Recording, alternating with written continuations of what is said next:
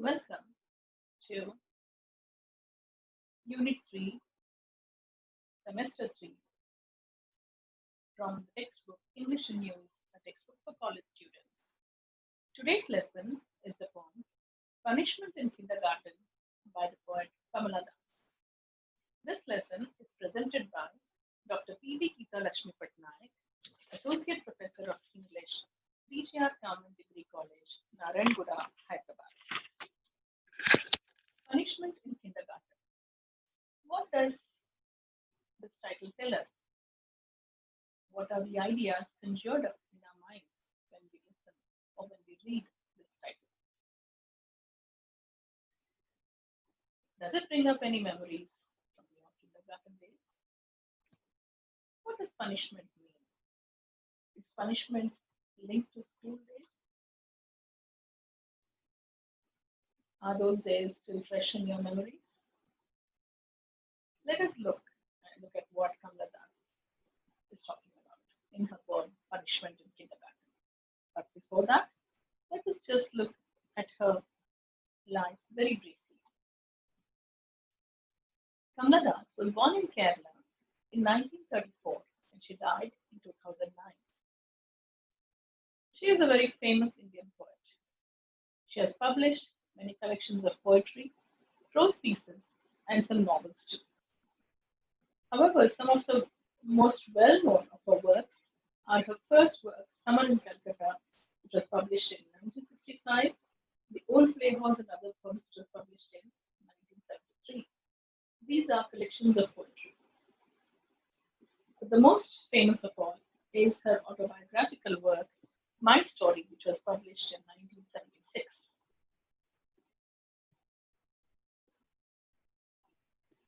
Moving on, Kamala Das is famous for her unique style of writing poetry in the confessional mode. The confessional mode is a mode of writing which focuses on intense personal experiences.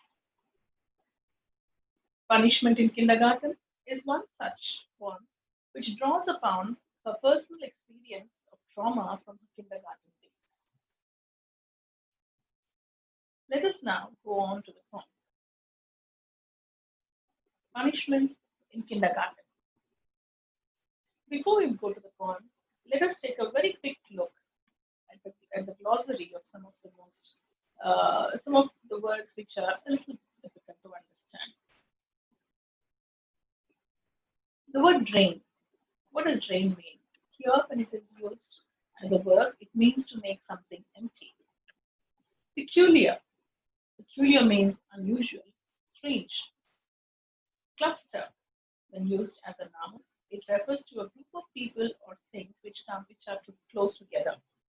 It could also refer to a bunch. Mirth.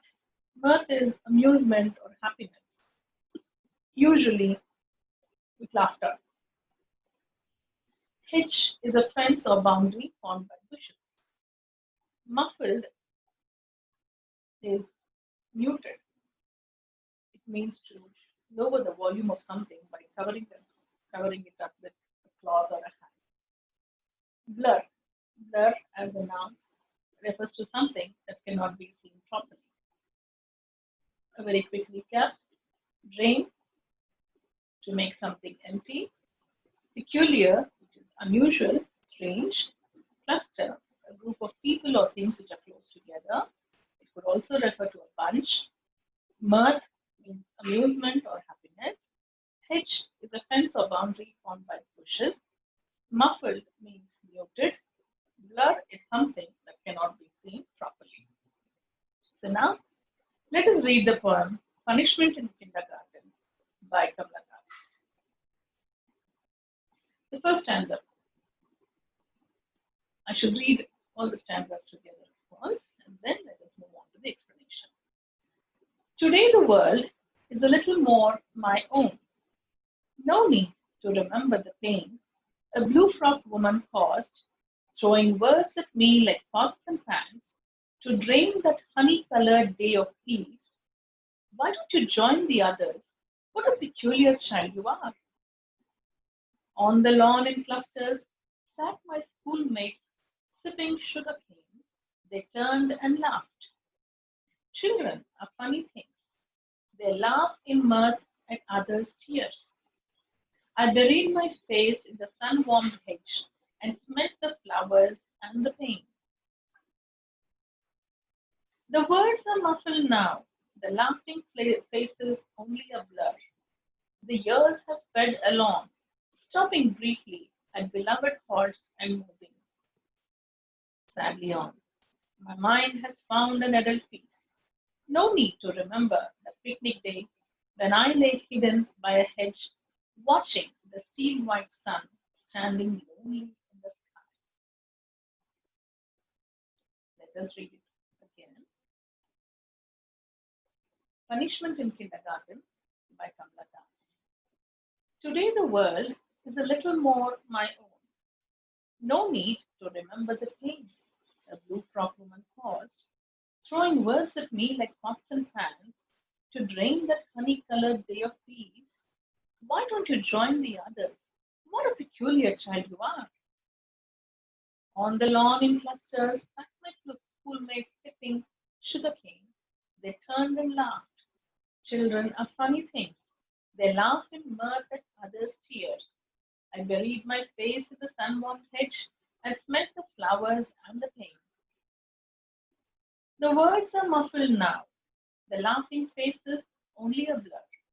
The years have sped along, stopping briefly at beloved halts and moving sadly on.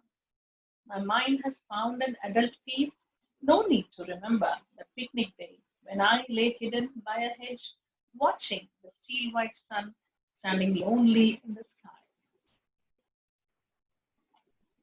So, as you can see, students, there are 4 stanzas.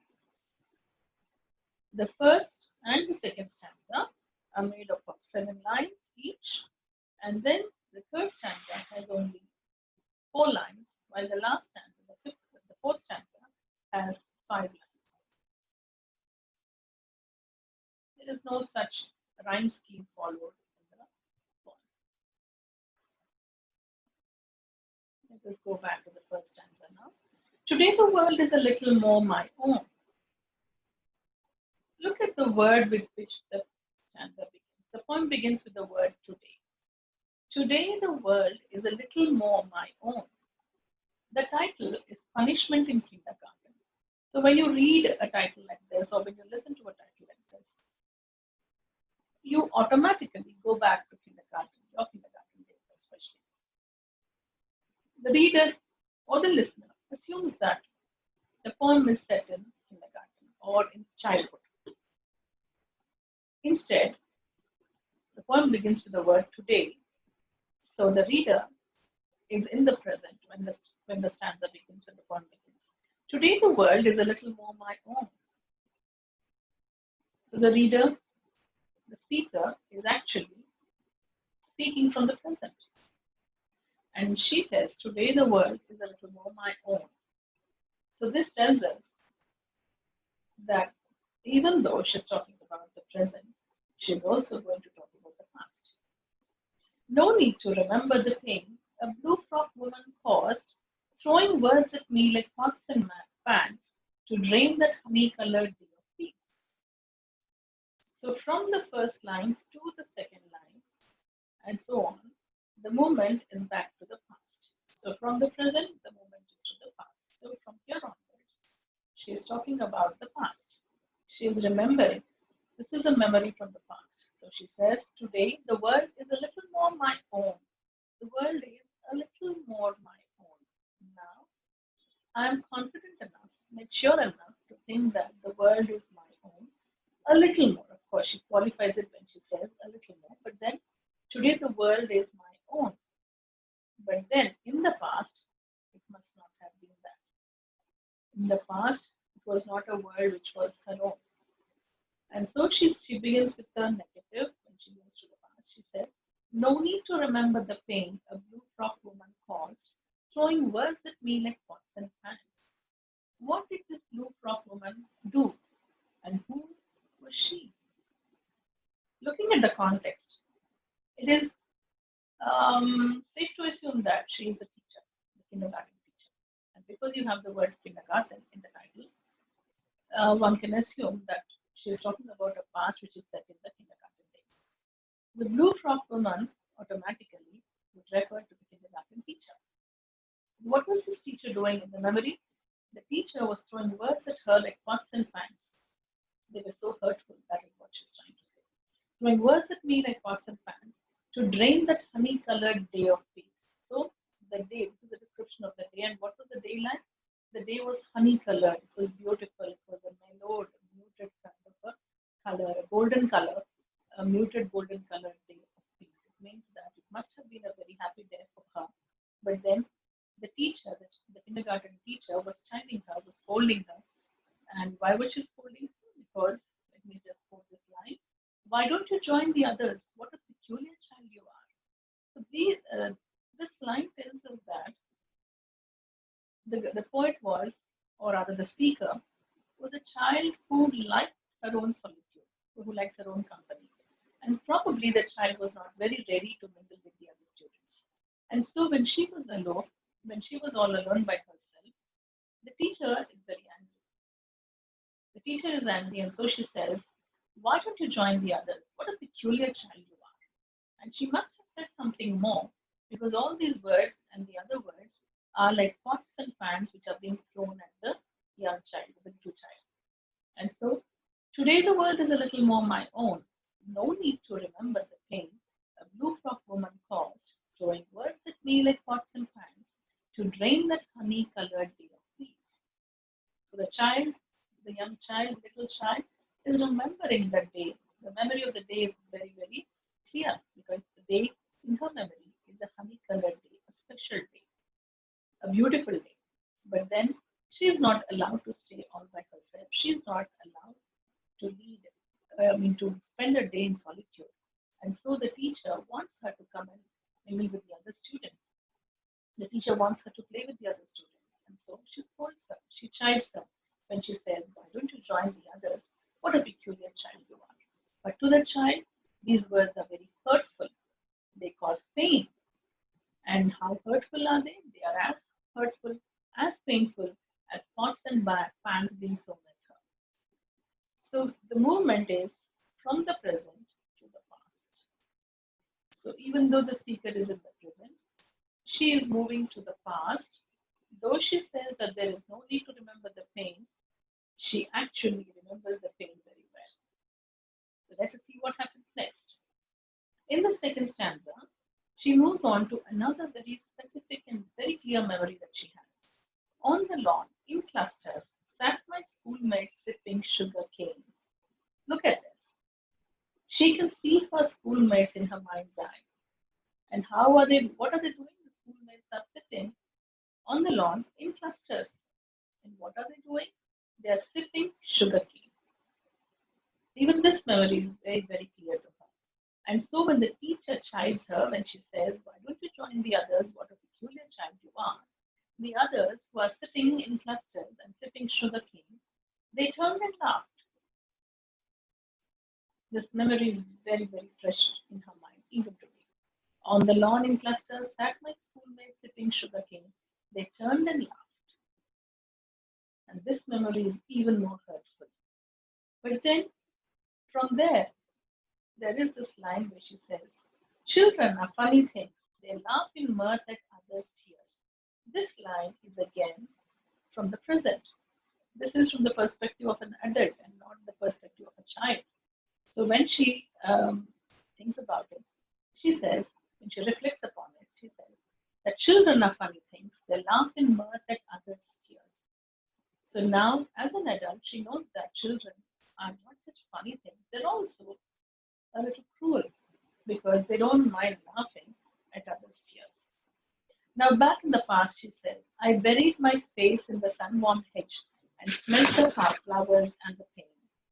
So she remembers what she had done then. She had buried her face in the sun-warmed hedge. The hedge is the boundary or the fence around the place where they had gone for a picnic. And when she buries her face in the hedge, in the grass or in the bush, she can feel the warmth of it.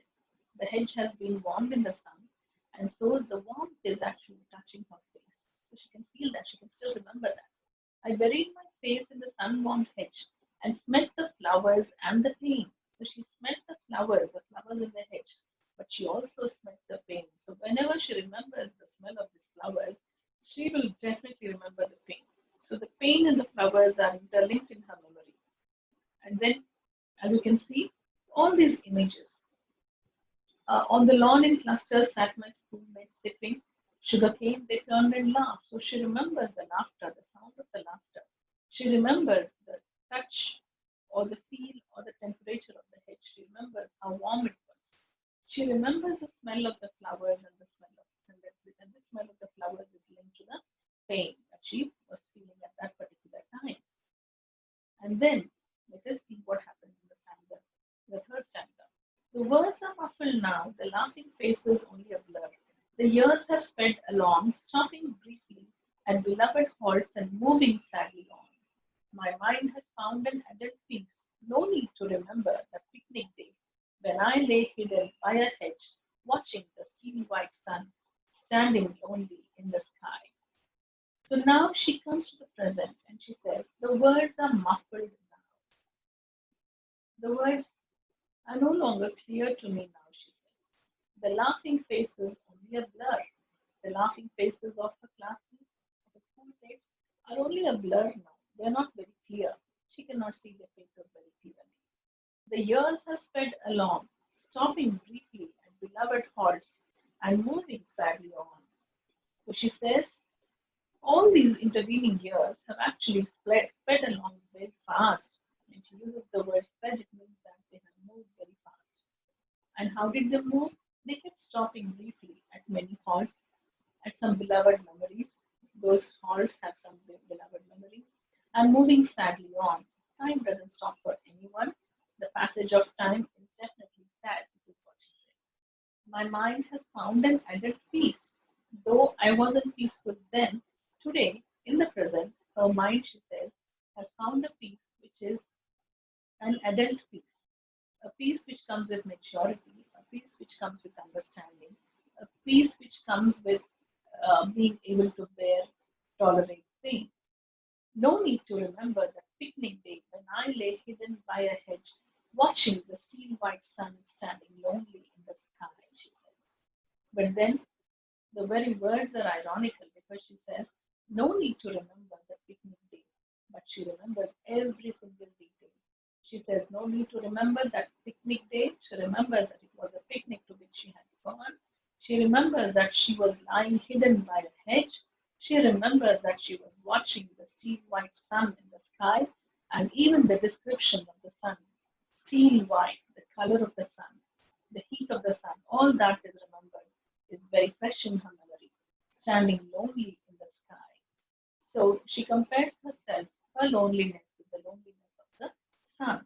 And so she remembers everything, even though she says that my mind has found an adult peace. Still, she is not exactly telling us the truth because she says no need to remember the picnic day, but then, of course, she remembers. So look at the word peace and adult peace. Did we find this word anywhere else? Of course, it was there in the first stanza, honey-colored day of peace. So the peace that was there in the past, in her childhood days, was honey-colored. It was a beautiful day. The peace was tinged by the color of happiness, that honey-colored, beautiful day that was the day of the picnic. And in the present, she says,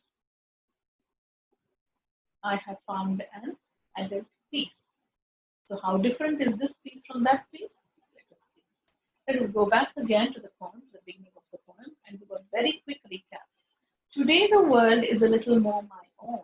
Today my world is a little more my own. So what was it like years ago? Was it not her own? We have to see, right?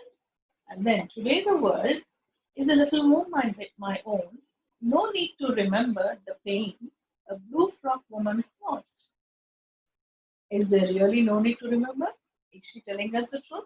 Of course, she remembers the pain a blue frock woman caused because she remembers the woman, she remembers the teacher, she remembers the color of the frock that she was wearing on that day, she remembers the words that were used by the teacher, and the effect of that, the effect or the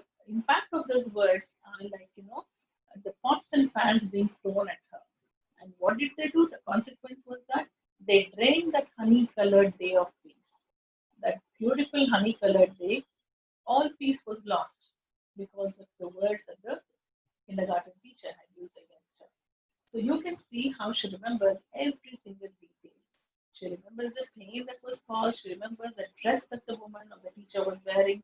She remembers what the words were, and she also remembers what the words felt like. They felt like pots and pans were being thrown at her, and the consequence of these words was that they drained that honey-colored day of peace, a beautiful day which was filled with peace, was all lost. All the peace was lost because of the scolding that the kindergarten teacher gave her. And then when we see how it moves, the movement of the poem is in the past. So, and it gets even more specific. The memories are even more specific because now the focus moves on to the schoolmates of the speaker. On the lawn in clusters sat my schoolmates sipping sugar cane. So, who were these people sitting in the on the lawn? They were her schoolmates, and what were they doing? They were sipping sugar cane. So she remembers in what formation they were sipping. She remembers what they were drinking. She also remembers what they did when the teacher chided her. They turned and laughed. What did they do? They turned and laughed. And now the adult poet or the adult speaker is telling or generalizing something about children. What is she saying? She says, children are funny things. They laugh in mirth at others' tears. This is what children are like. Children are cruel. The word funny is actually a euphemism because she's trying to say that children are cruel things. They laugh in mirth, in happiness, in merriment at others' tears.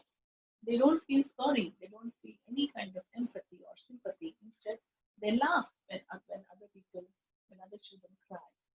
And so she says, what did she do then? When the other students laughed at her, she was so filled with hurt and so filled with pain that she buried her face in the sun-warmed hedge and smelt the flowers and the pain. So you can see how there are so many sensory images here. So when she says they turned and laughed, she can hear their laughter. When she says that she saw the classmates sipping sugar cane, this is a visual image. And what did she do? She buried her face in the sun-warmed hedge. So you have a tactile or an image, a tactile image, or an image which is concerned with touching something. Touch, tactile. And then you have and smelt the flowers and the pain. So she smelt the flowers. This is an olfactory image, something linked to the smell, the sense of smell, which uses so many sensory images in order to make the past come alive in the reader's mind. And then she says, she moves on to the present. She comes back to the present now and she says, the words are muffled now. Just like the word today was used in the first stanza. Now, in the third stanza, she uses the word now. The words are muffled now. The laughing faces only a blur. She cannot distinguish the faces now. They only seem like a blur. The years have sped along, stopping briefly at beloved halls and moving sadly on. These years have sped along. They have moved very quickly. However, they have been stopping briefly at some halls, at some beloved, at some beautiful memories that she has, and then again moving sadly on because now she's an adult. She must have been in her middle age, and so she says that now she has found my mind has found an adult peace. But after a long time, she has now found some kind of peace, and so she says, my mind has found an adult peace, and therefore I don't need to remember that picnic day. But then the next four lines tell us, or they give a lie to the words that she's saying. No need to remember that picnic day when I lay hidden by a hedge, watching the steel white sun standing lonely in the sky. So these four lines tell us that indeed she has not forgotten those memories. Those memories are still very fresh in her mind. And so the poem Punishment in Kindergarten is an experience that she has really had in her life. It's a real experience. And the trauma that she had experienced in the past when she was a student in her kindergarten days is experienced all over again in the form of memories. So let us look very quickly, take a look at some important points to remember. The poem is based on a real experience of a picnic to Victoria Gardens in Calcutta. In her biographical work, if you remember, students, I spoke about that. My Story, which was in 1976, which is her autobiographical work. And in this work, she talks about this poem and she tells us that this poem is based on a real experience of a picnic to Victoria Gardens in Calcutta. So, what does the poem do? It throws light on the teacher's insensitivity, the other student's cruelty, and her own pain. As you can see, the teacher, the blue frock teacher, was not sensitive to the fact that this young girl, or this little girl, preferred this solitude, preferred solitude, and preferred her own company. The little girl was not very happy in moving around with the other students, and so the teacher should have used a little bit of sensitivity and left the child on her own. Instead, she calls out, she chides her in front of everybody, and insults her and hurts her. So the poem, or the first stanza and the second stanza, throw light on the teacher's insensitivity, the other student's cruelty, and her own pain, the pain of the speaker.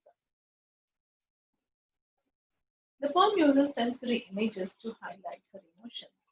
As we have seen in this poem, you have seen how all these images, like the sight of the schoolmates sitting on the lawn and sipping sugarcane, the sound of their laughter, they feel the warmth of the hedge, and the smell of the flowers. All these are sensory images that the poet uses to highlight her emotions. There is also a juxtaposition of the past and the present, as well as childhood innocence and adult experience.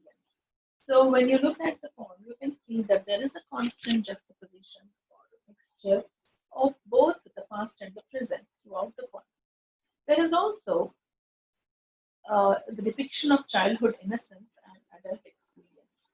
So the speaker moves from scenes of childhood innocence, from experiences of childhood innocence, to adult experience.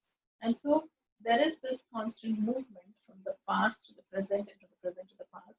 And similarly, from childhood innocence to adult experience, and from adult experience back again to childhood innocence. And the poem also uses irony in the contrast between childhood hurt and adult attachment. So the memory of the childhood hurt is still very, very fresh in the speaker's mind. And so, and even though she pretends that there is a kind of an adult detachment, it's not really very convincing because the poem uses irony to show that there is still the memory of the childhood hurt, which belies or gives a lie to the statement that she has forgotten everything and that she is now being able to practice adult detachment. She still is not able to do that. At times it seems as though she has succeeded, but then when we see the poem and read the poem again, it's easy to see that she has not forgotten that memory, that painful experience of the memory of that painful experience. And there is also the repetition of the line, no need to remember, and the use of the word peace. So no need to remember occurs twice. In the first stanza, the second line of itself, you can see no need to remember the pain. And similarly, at the end of the poem, she says no need to remember the picnic day. So we can see that even though she says that there is no need to remember the pain, and she gives us lots of details about the teacher, about the experience, about her words, about the classmates or schoolmates, about what they were doing, about how they were laughing, and her feeling of burying her face in the sun-warmed hedge and smelling the flowers, and how she smelled the flowers and the thing. But then there is the use of the phrase again, no need to remember in the final stanza. And it is easy to see that there is definitely every need to remember because the pain of that day is still not forgotten. And that is the reason, even though she says no need to remember, she still remembers each and every detail. She remembers that it was a picnic day, that she was lying hidden by a hedge, and that this hedge was sun warmed, She remembers watching the steely white sun, the color of the sun, and she remembers how the sun was all lonely in the sky. So all these memories are still fresh in her mind. And therefore, when she says no need to remember, and she repeats the word, it shows that she still remembers everything. And the use of the word peace also, you can see how the adult peace is not exactly the kind of peace that existed in the past when she said the honey colored day of peace. Therefore, students, I hope you had a good experience. I hope you understood the poem. So, have a nice day. Thank you.